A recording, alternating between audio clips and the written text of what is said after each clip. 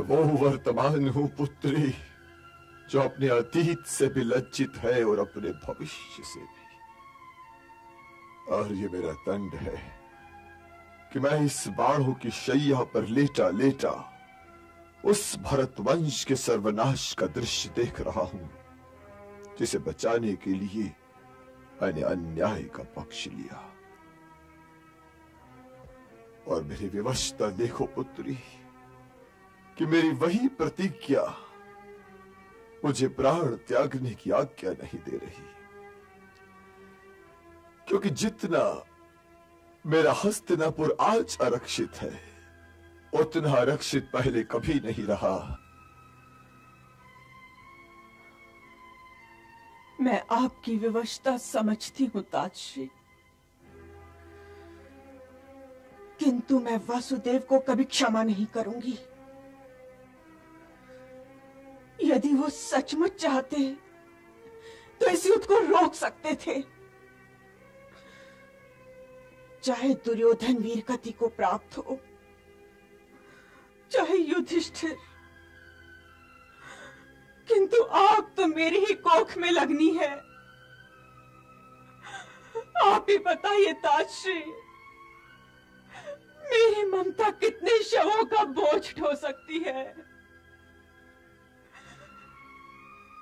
शोक चाहे मैं प्रकट करूं, चाहे कुंती, किंतु हम दोनों की आंखों से एक ही आंसू बह रहे होंगे, एक ही आंसू बह रहे होंगे ताजश्री, एक ही आंसू बह रहे होंगे। परंतु ये न भूलो पुत्री कि वासुदेव भरतवंश में सीमित नहीं है। भरतवंश में तो कदाचित हम में से कोई भी सीमित नहीं है ताजश्री। न आप, न जयश्री, न दीदी और न मैं। जैसे हर क्षण क्षण भी होता है और काल के महासागर की एक बूंद भी, वैसे ही हर व्यक्ति भी केवल व्यक्ति ही नहीं होता।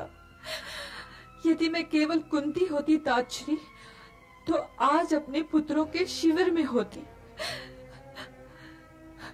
दीदी केवल गांधारी होती, तो दुर्योधन को विजयश्री का आशीर्वाद दे चुकी होती।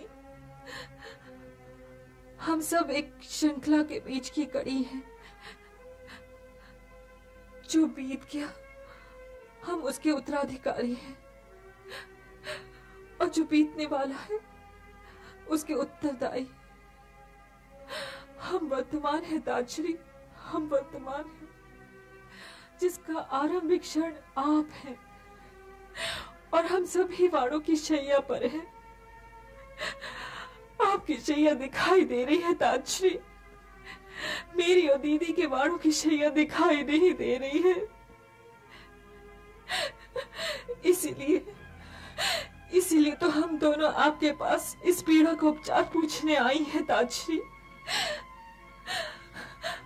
आप वासुदेव की बात न कीजिए, उन्हें तो दुख सुख का सागर भिगो ही नहीं सकता। किंतु दीदी तो वासुदेव नहीं, मैं तो वासुदेव नहीं। और ये पीड़ा हमारी सहन शक्ति की सीमाएं पार कर चुकी है ताजश्री। दीदी क्या करे ताजश्री, मैं क्या करूं ताजश्री, मैं क्या करूं। तुम भी वही करो पुत्री जो मैं कर रहा हूं। प्रतीक्षा। प्रतीक्षा? किसकी प्रतीक्षा ताजश्री?